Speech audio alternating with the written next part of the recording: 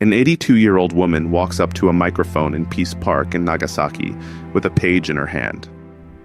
It is August 9th, 2006, and in the middle of that page is a sentence she has hidden for 3 years. Her second son has died of leukemia at 55. A doctor told her where it came from. "Your second son's leukemia," he said, "came from what he received from your body." She believes him. She will still believe him at 102. Her name is Kikuyo Nakamura. She was 21 when the bomb fell on Nagasaki. For most of the life that followed, she did paperwork, forms, certificates, applications, the slow official work of getting other people's injuries written down somewhere the state could see them. She knew the forms. She knew the doctors. There was not a woman in that city better placed to say, out loud and on the record, what the bomb could do to a family. Instead, when it came for her own son, she kept it inside the house.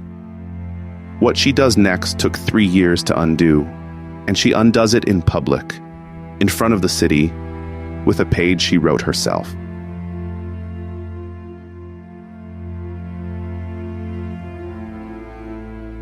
"61 years earlier, she was standing in an air raid shelter with a baby in her arms.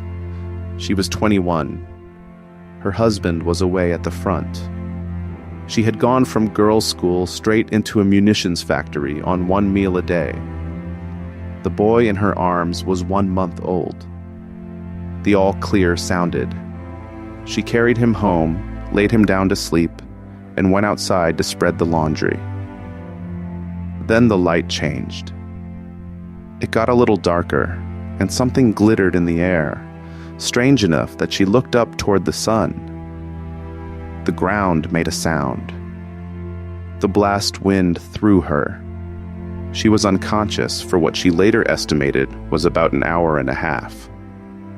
When she came to, what frightened her first was how far she was from where she had gone down. Then she remembered and ran for the house. Her mother was inside, holding on to her baby in the space left between fallen furniture. They had been nearly 6 kilometers from the hypocenter, with a hill between them.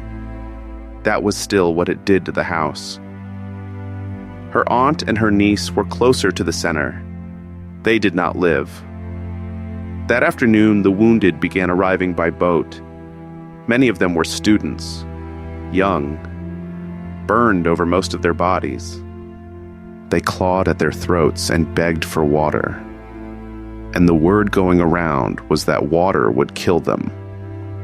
So she hid. She slipped out of sight of the people saying it, soaked a towel, knelt beside the wounded, and squeezed water into their mouths a little at a time. She was 21 years old, and she had worked it out for herself. This is how the men would live. They thanked her in voices thin as a mosquito. Some of them smiled. One of them called for his mother. Not weakly, with everything he had left. "Oka-san." The men died anyway, one after another, all afternoon. Her own son was 1 month old, asleep in the house behind her. The first thing she kept inside herself was not the men, but her son.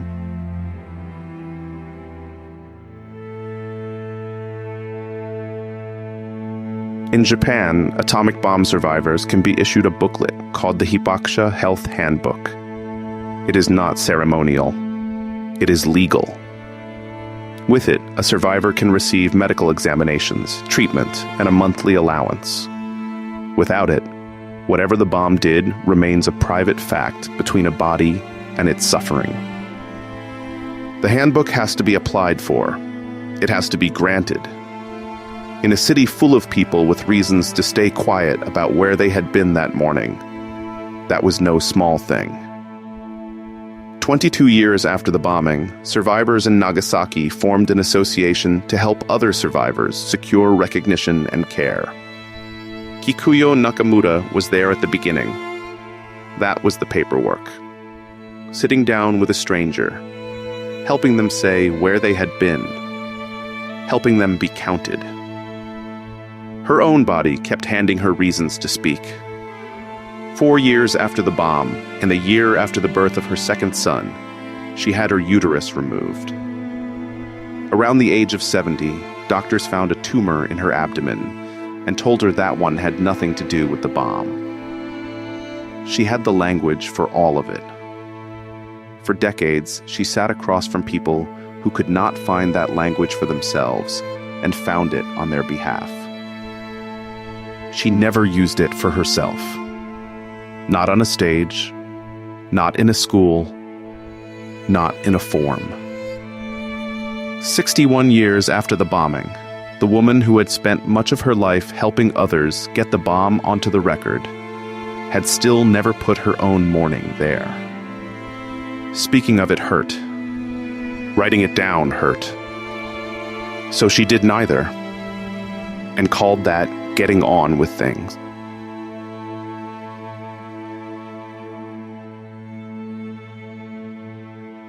Hiroshi was born 3 years after the bombing. That made him what Japan calls a second-generation Hibakusha, the child of a survivor. The category had a name, and once a thing has a name, people can use it against a family. Recognition as a survivor could bring medical care. It could also bring refusal. Families considering a marriage asked whether exposure lived in the blood, whether children would be born damaged. Employers made their own calculations. For women in the middle of the 20th century, the burden was often worse. Nakamura had spent her adult life watching that happen to other people's children. Then her own son was diagnosed with stage 4 leukemia. And somewhere in the course of that illness, a doctor told her that the bomb had reached him through her. Japan and the United States had spent decades studying that question. Children of survivors against children of people who had not been in either city. Comparing birth defects, mutations, cancers, mortality. The studies found no meaningful difference.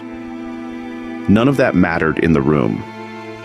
In the room, there was a doctor, a sentence, and a mother who believed him. "I was overwhelmed with guilt and suffering," she said later. Her grandchildren were not yet married. "If people knew my son died of leukemia," she said, "especially before they got married, others might not want to marry them." So the leukemia stayed inside the house.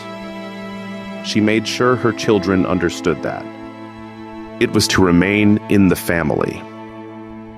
She had spent her working life helping other people place their damage on the record. Her own sons she kept off it. She had done something like that once before, at 21, with a wet towel in her hand and her back turned to whoever was watching. Hiroshi died about 6 months after his diagnosis. 2 years later, she began walking to Peace Park on the 9th of every month. The 9th, for a bell.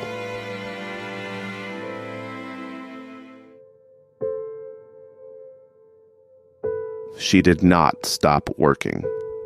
She went on doing exactly what she had done before, meeting survivors, filling out forms, helping people get recognized, helping them be counted. 1 year passed, then 2, then 3. And all that time she carried a sentence that no one outside her family had heard. Then, in the 3rd year, she was asked to read the Peace Pledge. Each year, one survivor reads it at the Nagasaki Memorial Ceremony. The reader writes the text, their own words, their own life. Spoken aloud on the 9th of August in front of the city, she had 61 years of memory to choose from. The shelter, the all clear, the laundry, the glittering air, the boats, the burned students, the towel, the boy who called for his mother. Any of it could be spoken. All of it was true. Most of it was safe. The dangerous truth was newer. If she says her son's leukemia aloud, she puts Hiroshi on the public record. If she says it, she may make her grandchildren unmarriageable in the eyes of other families. If she says it, she confirms the family fear she spent decades watching destroy other families. If she says it, she admits that the woman who helped everyone else speak kept her own son suffering silent. She writes the page anyway.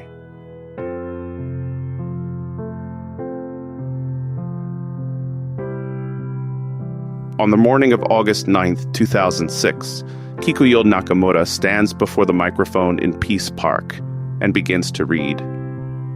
She reads the shelter and the all clear. She reads the laundry and the strange glitter in the air. She reads the wounded coming by boat, the students burned over their bodies, the towel, the mouths she wet one by one, the ones who thanked her and died anyway. For the first time in 61 years, she puts that morning into words in public. She also uses the page to warn against the return of a militarized Japan. The people calling for a strong Japan, she says, do not know war. What they long for looks too much like the country she remembers from before it. The page is nearly finished. The morning is hot. She has read the shelter and the boats and the towel. She has read the country. Then she comes to the sentence she has hidden for 3 years. Just 3 years ago, my second son, a second-generation Hibakusha who had just turned 55, died of leukemia. The radiation, she says, was still alive inside him. I cannot forget the one thing the doctor said to me. Your second son Hiroshi's leukemia came from what he received from your body. That one sentence. I am still suffering from it, even now. No one in that park has heard it before. Then she says the older thing. I will never forget what happened 61 years ago. But I have come to be ashamed of myself for keeping clear of it, because speaking of it and writing it down hurt. And now it has to be told. That morning, she puts herself on the record, and she puts Hiroshi on it with her. Then she promises the city she will keep at it with whatever life she has left. She keeps walking to the park on the 9th of every month. She keeps ringing the bell for the ones who did not live. She is still a member of the Survivors Association she helped form. She kept her promise. At 102, she still gives the same answer she gave the morning she said it out loud. I still believe what he said, that I caused it. That guilt still lives in me. For 61 years, she had kept her bombing survival to herself. For 3 years, she had hidden what she believed it had done to her son. Then, in front of the city, Kikuyo Nakamura decided that the burden she has been carrying, she no longer has to carry alone.